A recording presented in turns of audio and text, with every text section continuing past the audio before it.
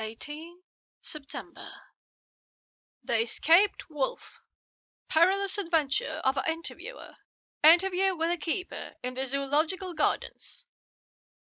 After many inquiries, and almost as many refusals, and perpetually using the words Pall, Gazette as a sort of talisman, I managed to find the keeper of the section of the Zoological Gardens in which the wolf department is included. Thomas Builder lives in one of the cottages in the enclosure behind the elephant house, and was just sitting down to his tea when I found him. Thomas and his wife are hospitable folk, elderly, and without children, and if the specimen I enjoyed of the hospitality be of the average kind, their lives must be pretty comfortable. The keeper would not enter what he called business until the supper was over, and we were all satisfied. Then, when the table was cleared, and he had lit his pipe, he said, "Now, sir, you can go on and ask me what you want. You'll excuse me refusing to talk of professional subjects afore meals. I gives the wolves and the jackals and the hyenas in all our section their tea afore I begins to ask them questions." "How do you mean, ask them questions?" I queried, wishful to get him into a talkative humour. "Eating o' them over the head with a pole is one way. Scratching their ears is another. When gents as is flush wants a bit of a show off to their gals, I don't so much mind the first, the eating with a pole afore a Jackson their dinner, but I waits till they've had a sherry and coffee, so to speak, afore I tries on with the ear scratching. Mind you," he added philosophically, "there's a deal of the same nature in us as in them, dear animals. Here's you a comin' and arsking of me questions about my business, and I that grumpy like that only for your bloomin' quid had I seen you blowed first for a dancer. Not even when you asked me sarcastic like if I'd like you to ask the superintendent if you might ask me questions. Without offence, did I tell her to go to hell?" "You did."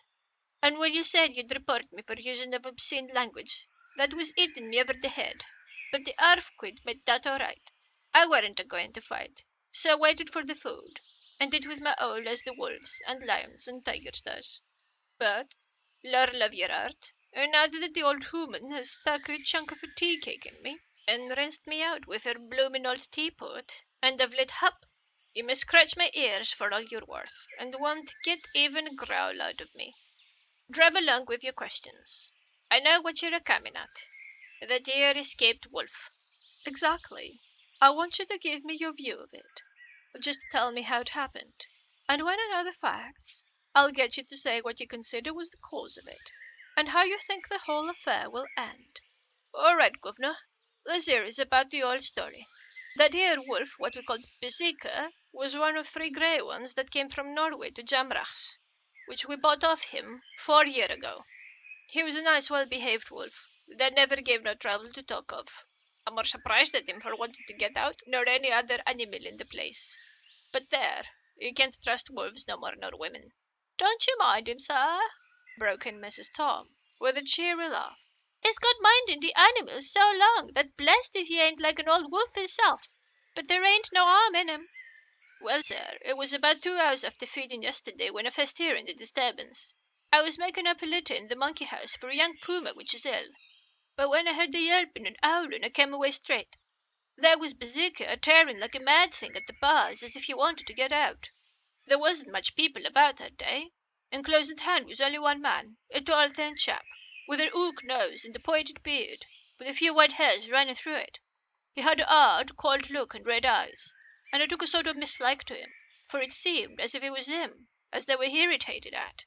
He had white kid gloves in his hands, and he pointed out the animals to me and says, 'Keeper, these wolves seem upset at something.' 'Maybe it's you,' says I, for I did not like the airs as you give yourself. He didn't get angry, as I hoped he would, but he smiled a kind of insolent smile, with a mouth full of white, sharp teeth. 'Oh, no, they wouldn't like me,' he says. 'Oh, yes, they would,' says I imitating of him. 'They always likes a bone or two to clean their teeth on about tea time, which is a bagful.' Well, it was a odd thing, but when the animals see us a-talking, they lay down, And when I went over to Bazooka, he let me stroke his ears same as ever. That there man came over, and blessed but if he didn't put in his hand and stroke the old wolf's ears too.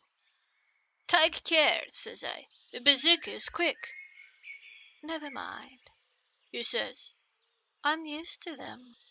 'Are you in the business yourself?' I says, taking off my hat for a man who trades in wolves, etc., is a good friend to keepers. 'No,' says he, 'not exactly in the business, but I've made pets of several.' And with that he lifts his hat, as polite as a lord, and walks away. Old Bazooka kept a looking arter him till he was out of sight, and then went to lay down in a corner, and wouldn't come out the whole evening. Well, last night, so soon as the moon was up, the wolves here all begun a-howling. There weren't nothing for them to howl at. There weren't no one near, except someone that was evidently a-calling a dog somewheres, out back of the gardings in the park road.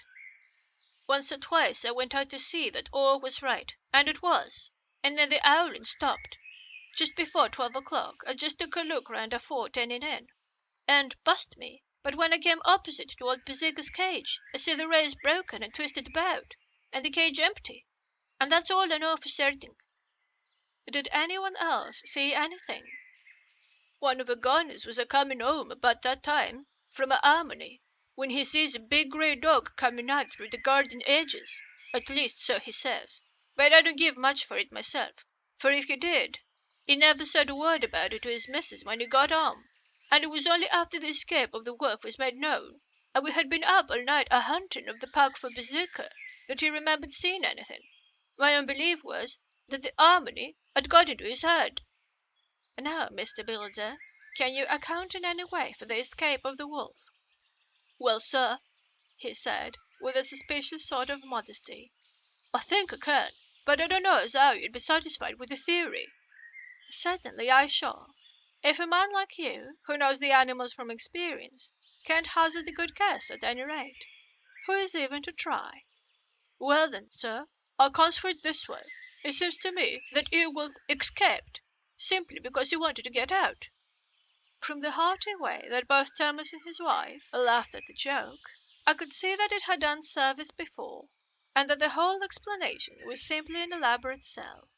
I couldn't cope in badinage with the worthy Thomas, but I thought I knew a surer way to his heart.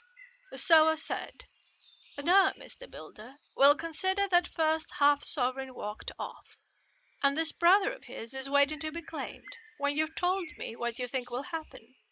"Right you are, sir," he said briskly. "You'll excuse me, I know, for a chaffing of ye, but the old woman here winked at me, which was as much as telling me to go on." "Well, I never," said the old lady. "My opinion is this, the dear wolf is a-'eading of somewheres. The gardener what didn't remember said he was a-galloping northward faster than a horse could go.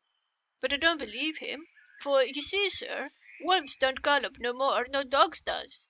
They're not been built that way.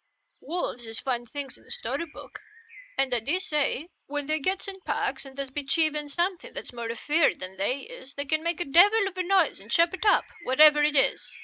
But, Lord bless you, in real life a wolf is only a low creature, not half so clever or bold as a good dog, and not half a quarter so much fight in him. This one ain't been used to fighting or even to providing for hisself, and more like he's somewhere round the park a-hiding and a-shivering off, and, if he thinks at all, wondering where he is to get his breakfast from. Or maybe he's go down some area, and is in the coal cellar. My eye, won't some cook get a rum start when she sees his green eyes a-shining at her out of the dark? If he can't get food he's bound to look for it, and mayhap he may chance to light on a butcher's shop in time. If he doesn't, and some nursemaid goes a-walking orf with a shoulder, leaving of the infant in the perambulator, well then, I shouldn't be surprised if the census is one babby the less. That's all." I was handing him the half-sovereign when something came bobbing up against the window, and Mr. Builder's face doubled its natural length with surprise. "God bless me," he said, "if there ain't old Bazooka come back by hisself!" He went to the door and opened it, a most unnecessary proceeding, it seemed to me. I have always thought that a wild animal never looks so well as when some obstacle of pronounced durability is between us. A personal experience has intensified rather than diminished that idea. After all, however, there is nothing like custom, for neither builder nor his wife thought any more of the wolf than I should of a dog. The animal itself was as peaceful and well behaved as that father of all picture wolves, Red Riding Hood's quondam friend, whilst moving her confidence in masquerade. The whole scene was an unutterable mixture of comedy and pathos. The wicked wolf, that for half a day had paralyzed London, and set all children in the town shivering in their shoes, was there in a sort of penitent mood, and was received and petted like a sort of vulpine prodigal son. Old Builder examined him all over with most tender solicitude, and when he had finished with his penitent, said, "There, I knew the poor old chap would get into some kind of trouble. Didn't I say it all along? He's his head all cut and full of broken glass. He's been a-getting of some bloomin' wall or other. It's a shame that people are allowed to top their wells with broken bottles. This is what comes of it. Come along, Berserker." He took the wolf and locked him up in a cage, with a piece of meat that satisfied, in quantity at any rate, the elementary conditions of the fatted calf, and went off to report. I came off, too, to report the only exclusive information that is given to-day regarding the strange escapade at the Zoo.